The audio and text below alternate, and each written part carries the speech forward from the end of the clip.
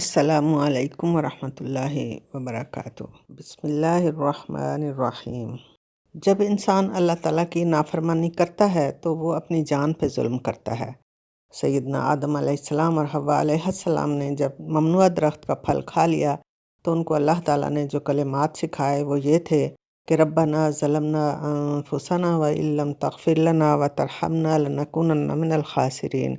اے ہمارے رب، ہم نے اپنی جانوں پہ ظلم کر لیا ہے، اگر آپ ہماری مغفرت نہیں کریں گے تو ہم خسارہ پانے والوں میں ہو جائیں گے۔ یعنی قصور کا اعتراف کرنا پہلا کام ہے، اور قصور کے نتیجے میں جو نقصان نظر آ رہا ہے اس سے بچنے کے لیے مغفرت کی التجا ہے۔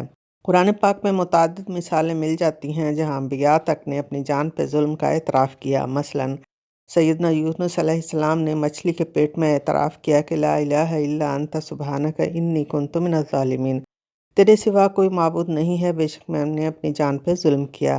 جہاں بھی نافرمانی کا ذکر ہے اپنی جان پہ ظلم کا لفظ استعمال کیا گیا ہے، اور یہ کہ جس فرد نے یا قوم نے اللہ کی نافرمانی کی اس سے اللہ کا کوئی نقصان نہیں ہے، اس نے اپنی جان پہ خود ظلم کیا۔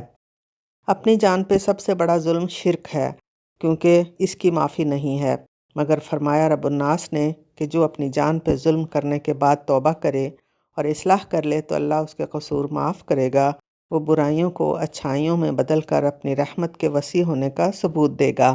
جب ملکہ سبا نے اپنے شرک کا اعتراف کیا تو اس نے بھی یہ کہا کہ ربی انی ظلمت نفسی، کہ اے میرے رب، میں نے تو اپنی جان پہ ظلم کیا تھا۔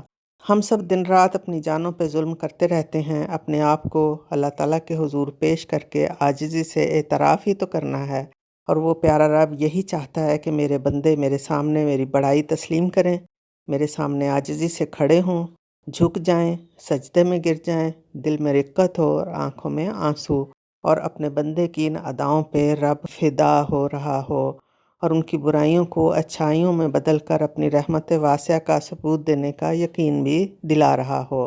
آئیے امت مسلمہ کی نمائندگی کریں۔